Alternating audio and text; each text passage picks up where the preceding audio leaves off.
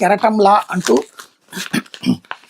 చెక్కు చెదరని అమరావతి సంకల్పం, ఆంధ్రులకు సొంత రాజధాని స్వప్నం, తొలుత సమర్థించిన జగన్, వైసీపీ ఆనక అమరావతిపై 5 ఏళ్లు విషయం, మూడు ముక్కలాటతో ఘోర పరిహాసం, కూటమి రాకతో తిరిగి జీవం, అమరావతిని మరెవరూ కదిలించకుండా చట్టబద్ధత నేడు అసెంబ్లీ వేదికగా తీర్మానం, ఆ వెంటనే కేంద్రానికి నివేదిక, పార్లమెంట్లో ఏపీ పునర్విభజన చట్ట సవరణ బిల్లు అన్నటువంటిది హైలైట్ చేశారు. లేకపోతే వ్యతిరేకం కాదన్నప్పుడు అసెంబ్లీకి వెళ్లరేం అంటూ నేడు సభ ప్రత్యేకంగా భేటీ అవుతుంటే జగన్ బెంగళూరుకి చెక్కేటువంటి వైసీపీ నేతల్లో అసహనం అన్నటువంటిది హైలైట్ చేశారు. అయితే టీమిండియా ఎలా పనిచేద్దాం, సవాళ్ళను అధిగమిద్దాం అక్కడ కూడా హైలైట్ చేశారు. అయితే ఇరాన్ వారం రోజుల పాటు యుద్ధ విరామం అడిగితే 10 రోజులు ఇచ్చా, ఇరాన్లోని కీలక విద్యుత్ ఇంధన వ్యవస్థలపై దాడులు మరో 10 రోజుల పాటు వాయిదా వేస్తున్నట్టు అమెరికా అధ్యక్షుడు డొనాల్డ్ ట్రంప్ ప్రకటించారు.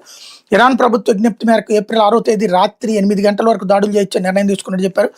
ఒప్పందం కోసం వాళ్ళు వారం రోజుల సమయం చాలా మర్యాదగా అడిగారు. నేను 10 రోజులు ఇస్తున్నానని చెప్పా.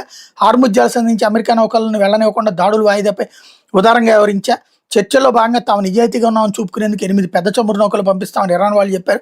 ఆ 8 నౌకలు హార్ముజ్ జలసంధిని దాటి వస్తున్నాయి. అయితే తర్వాత మరో 2 నౌకలు కూడా పంపిస్తున్నట్టు చెప్పామన్నటువంటి వార్తని ఇక్కడ ప్రధానంగా హైలైట్ చేశారు.